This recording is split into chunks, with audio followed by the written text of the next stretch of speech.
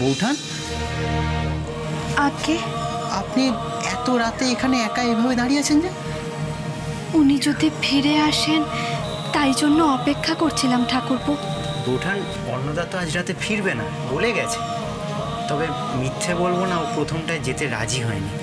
নিখিলবাবু জোর করাতে শেষটায় রাজি হয়। আজ নাকি সেখানে সারা রাত ধরে ধর্ম আলোচনা হবে। সারা রাত ধর্ম আলোচনা? আপনি কি এই কথাটা ব্যঙ্গ করে বললেন ঠাকুরপো? নয়তো কি, নিখিলবাবু যে কত ধর্ম আলোচনা করার জন্য এমন বাড়ি বয়ে ডেকে নিয়ে গেছে অন্নদাকে, তা নিয়ে আমার যথেষ্ট সন্দেহ আছে। বৌঠান, আপনি আর এখানে দাঁড়িয়ে থাকবেন না। কার্তিক মাস শেষ হতে চলল, ভালো হিম পড়ছে।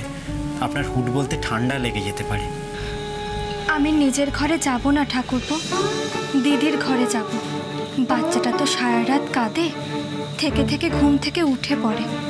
দিদির ভালো করে ঘুম হয় না, তাই আজ আমি ও ঘরেই থাকবো। অন্যদিন সরলা থাকে, আজ আমিই ওকে বললাম তুই ঘুমা, আমি থাকি। বাচ্চা সামলানোর ছল করে আপনি সারা রাত জেগে থাকতে চাইছেন বৌঠান? ঠাকুরপো, কাঁথা বদলানোর অছিলায় আপনি বারবার ঘর থেকে বেরোবেন আর উপর থেকে নিচের উঠোনের দিকে তাকিয়ে দেখবেন যে অন্নদা ফিরল কিনা। বৌঠান, আপনি ছল করে চোখের ছলছলানি ঢাকতে পারেননি। আমি বুঝতে পারছি আপনি অন্নদার জন্য দুশ্চিন্তা করছেন, ভিতরে ভিতরে উতলা হয়ে উঠেছেন। বেশ, আমি বেরোচ্ছি। আমি তাকে সঙ্গে নিয়েই ফিরব। ঠাকুরপো, আপনি এত রাতে বেরোবেন কি?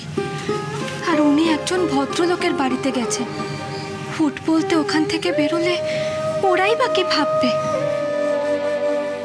বৌঠান, অন্নদার জন্য আমাকে নিয়ে কে কি ভাবলো না ভাবলো তা নিয়ে আমার কিচ্ছু যায় আসে না।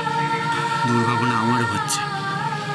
যদি বাজে কিছু ঘটে যায় তাহলে আফসোস করা ছাড়া আর কোনো উপায় থাকবে না। তাই বলে আপনি এখন এতটা রাস্তা যাবেন? বোন উৎকণ্ঠা নিয়ে সারা রাত এভাবে দাঁড়িয়ে থাকবে, সেটাই বা সহ্য করি কি করে বৌঠান? সাবধানে যাবেন ঠাকুরপো, আদ্দামা আপনার সহায় হন। আসুন। আদিশক্তি আদ্যাপি সোম থেকে শনি সন্ধ্যে ৭টায় আকাশ আট ও প্ল্যাটফর্ম 8-এ।